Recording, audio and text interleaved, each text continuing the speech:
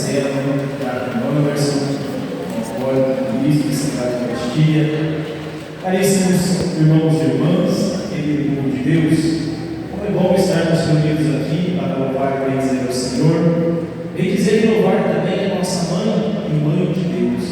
Olha como grande e precioso é este momento. Iniciar o grito e louvor à mãe de Deus e nossa mãe. Caríssimos irmãos, a liturgia desse final de semana nos convida a refletir de uma maneira especial sobre a fé, também sobre a esperança. São duas virtudes teologais que andam juntas, né? Na verdade, as três virtudes teologais. Virtudes teologais são as que vêm de Deus, virtudes que vêm de Deus, ou seja, que são incluídas diretamente em nossas almas a partir do nosso batismo. Pois bem, na primeira leitura aí nós vemos a leitura do profeta, livro do profeta Abacuque, num tempo difícil, não é? Ou seja, oprimido pelos babilônicos ali, o povo estava passando por uma grande injustiça social, e o profeta pergunta e questiona a Deus: por que de tudo aquilo ali? E Deus, de uma maneira, vamos falar por cima assim, fala: olha, não perca a fé e não perca a esperança, mas acredite e entenda também que o meu tempo não é o seu, ou seja, o tempo de Deus não é o nosso. Deus tem o tempo dele e a maneira dele de agir, mas nós temos que permanecer na fé e na esperança. E é justamente essa palavrinha, a esperança, que somos convidados a refletir essa noite. O tema proposto para cada um de nós refletirmos é: com Maria, viver a esperança que não decepciona. Olha só, o que é fé? O que é esperança?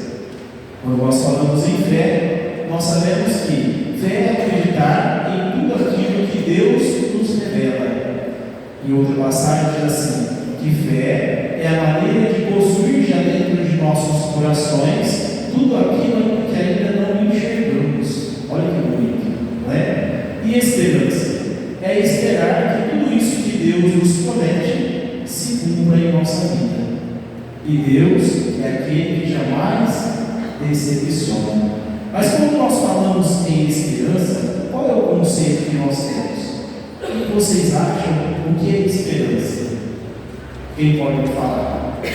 Certo que o povo de São João gosta de falar. Vamos lá. Às vezes nós colocamos muitas coisas na nossa cabeça, não é? Às vezes nós falamos assim, achamos que esperança é algo florido, às vezes um sentimento. E o que acontece quando nós pensamos isso? Nós nos decepcionamos, não é? Porque a esperança não é algo florido, não é um sentimento. Mas sim, quando nós falamos em esperança, é a verdade revelada, ou seja, o próprio Cristo. Por isso que quando realmente nós entendemos o que é esperança, e quando nós colocamos a esperança verdadeiramente em Deus, no verdadeiro Deus e no verdadeiro homem, nós não nos decepcionamos. E como o tema de hoje nos propõe, que com Maria, aprender a viver essa verdadeira esperança que não nos decepciona, é dessa maneira que nós vamos olhar hoje. Olhamos para a imagem de Nossa Senhora. Tiramos um pouquinho, né? Como nós falamos no início, às vezes nós florimos um pouco as passagens. Nós temos que ter um hábito de começar a olhar em nossa vida a realidade humana da caminhada dos santos. Hoje celebramos São Francisco, eu sou devoto de São Francisco, e de uma maneira especial de Nossa Senhora. Por que eu falo isso? Porque quando nós olhamos a realidade humana, nós começamos a ver que a santidade é algo muito palpável. Quando nós não começamos a olhar a realidade da caminhada humana dos santos, olhamos só na intercessão do agora, não que não seja bom a gente ter que olhar, pedir, interceder, mas quando nós olhamos dessa maneira, o que acontece? A santidade parece algo muito distante, não é? Quando nós olhamos toda essa caminhada, nós vemos que nós somos feitos para ser santos. Nós vemos que os santos passaram por todas as dificuldades aqui na terra. De uma maneira especial, voltamos o nosso olhar para Nossa Senhora, aprendendo com ela, da melhor maneira, o que é permanecer na esperança.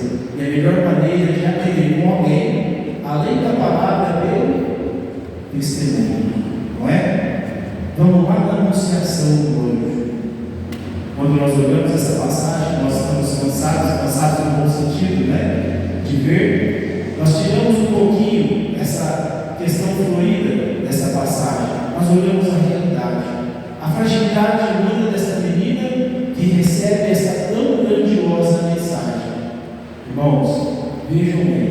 que seria se fosse cada um de nós, neste momento, recebendo essa tão grandiosa mensagem de Deus?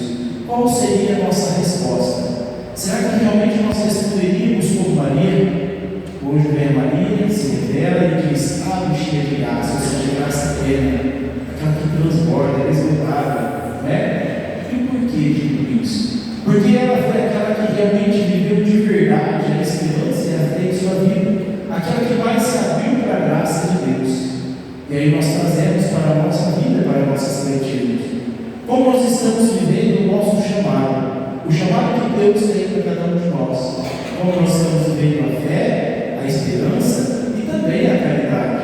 São os três pilares do cristão, não é? Será que realmente nós estamos respondendo de uma maneira que Deus espera que nós respondamos, ou ainda estamos sendo omissos em algumas situações? Vejam bem, hoje eu anunciei para Maria, diz para ela que ela vai ser mãe do Salvador. O que Maria faz? Maria questiona o anjo, não é? Não tem alguma semelhança do profeta da primeira leitura que questiona Deus?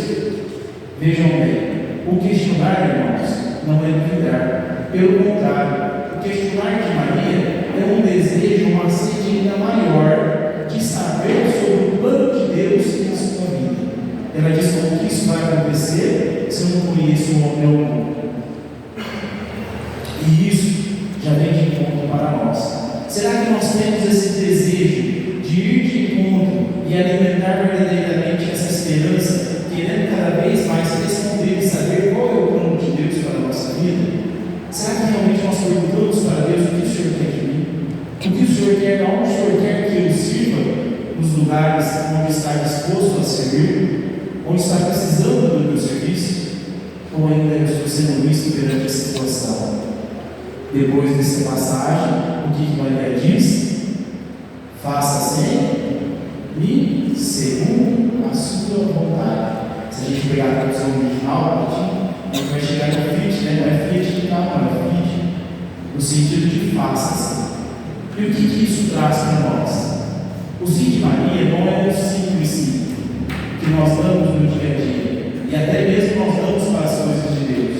Muitas vezes nós damos sim para as coisas de Deus, mas o nosso sim tem um ponto, tem uma vírgula, não é? Dentro da nossa casa, da nossa família, o marido vai para a esposa, a esposa vai para o marido.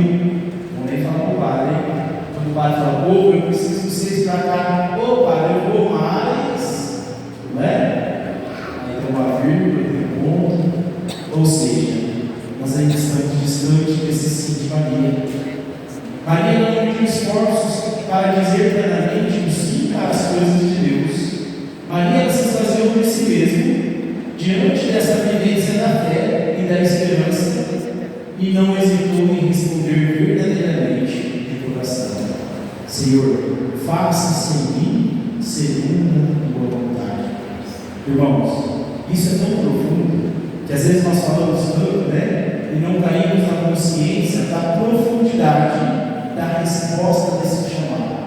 Pois se nós tivéssemos a consciência e também daríamos essa profunda resposta ao chamado de Deus, pode ter certeza, nossa vida seria transformada de uma maneira ainda maior.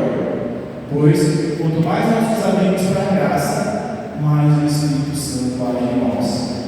São Paulo já dizia na teologia da graça, né? Que a graça se opõe à natureza. Que isso significa que para a graça de Deus agir em nós depende da resposta da nossa natureza humana. E Maria foi essa que mais respondeu à graça de Deus. Agora, quando nós falamos em responder à graça de Deus, em fé e esperança, nós não estamos falando jamais em ausência de problemas, em ausência de dificuldades. E aí que muitas vezes nós passaremos ainda mais por problemas e por dificuldades.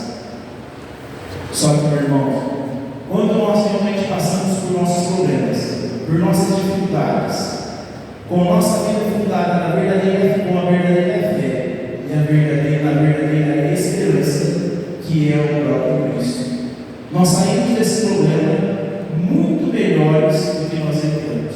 Não melhores que os outros, mas melhores na relação com Deus, na relação com as pessoas. E eu faço um desafio para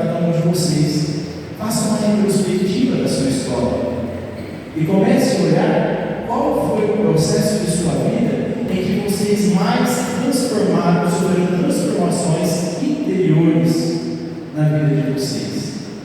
Foi nas alegrias? Não que a gente goste de sofrer, pelo amor de Deus. Mas não foi nas alegrias. Foi justamente nos momentos de desafios, de dificuldades, onde nós fizemos experiências mais profundas de Deus. Porque diante da nossa fé e realmente apoiados nessa verdadeira esperança, nós entendemos que jamais nós estávamos sozinhos. E na anunciação do anjo, o que Deus fala? O que o anjo fala para Maria? O Espírito do Senhor virá sobre ti, e o poder do Altíssimo te cobrirá. Irmãos, quando Deus nos chama, Deus nos sustenta. Eu digo quando Deus nos chama, mas é porque Deus chama a todos. A partir do nosso batismo, todos nós somos chamados, por excelência, a sermos discípulos e missionários de Jesus Cristo. Discípulo é aquele que segue, missionário é aquele que está em missão. E qual é a missão de cada um de nós? De levar o Evangelho, levar a boa nova. Não somente com palavras, às vezes muito menos com palavras, mas muito mais com nossas atitudes e ações, nossos testemunhos. E aí, quando nós falamos isso, também tem gente que olhar para São Francisco, né? Cada vez que São Francisco saiu evangelizar, os discípulos saíram com ele para evangelizar, e iam falar, os discípulos de Francisco. Falaram, Francisco, quando que nós vamos falar? São Francisco disse, em nenhum momento. Se preciso for, abriremos nossa boca. Caso contrário, evangelizaremos com nossas palavras, com nossas atitudes e nossas ações, com o nosso testemunho de vida. E São Francisco prossegue: cuidado, porque a sua vida pode ser o único evangelho que algumas pessoas leem. Olha só que profundidade disso. E nós voltamos para Nossa Senhora, voltamos a olhar para Maria, diante de toda a sua caminhada, essa manifestação da fé e da esperança dessa mulher. Nós olhamos para Nossa Senhora lá nas rodas de Caná. Vejam bem, irmãos, olha a característica de uma mais perfeita discípula e missionária de Jesus Cristo. Aquele que realmente decide seguir os passos de Jesus, ele não tem um olhar voltado para si, mas tem um olhar voltado para o próximo. É o que diz no final do Evangelho, né? Nós devemos nos sentir servos inúteis, mas em que sentido? Que não devemos jamais nos engrandecer, mas sim que a nossa vida deve ser uma retribuição constante a este amor de Deus que vem à nossa conta. E aquele que realmente segue os passos do Cristo, ele tem um olhar da terra. E Nossa Senhora, nós vemos que ela, cheia de esperança, ela percebe a dificuldade e a fragilidade daquelas pessoas, que naquele momento ia acabar o vinho. E nós sabemos que o vinho, na Sagrada Escritura, simboliza de alegria, não é? Ou seja, o cristão, ele não fica contente quando vê alguém perdendo a alegria. E ela, com a mulher da terra, e o coração cheio de esperança, tanto é que Jesus, quem olha por cima, parece dar uma resposta atravessada, né? Permanece fiel na fé. Olha só como ela nos ensina a permanecer firmes nessa esperança que não nos decepciona. E por fim, para a gente não se entender muito, tem calor, né? Olhamos para Maria aos pés da cruz. Olha só, quão grande testemunho de fé, testemunho de esperança, de perseverança. A pior dor que uma pessoa poderia sentir na face da terra, olhando seu filho sendo crucificado, e Maria permanece de pé. O que isso traz para cada um de nós? Como nós ficamos diante de nossos problemas, diante das situações, dos acontecimentos de nossa vida, diante das coisas que são chamadas a cada um de nós para servir a Deus? Ficamos de pé ou ficamos murmurando? Nós temos um hábito de hora que nós temos um problema, automaticamente nós nos encurvamos, não é? Agora Maria permaneceu de pé. Ela permaneceu de pé por quê? Por ela mesma? De maneira alguma. Mas porque ela foi tão aberta para a graça de Deus. Ela viveu tanto a sua fé e essa esperança que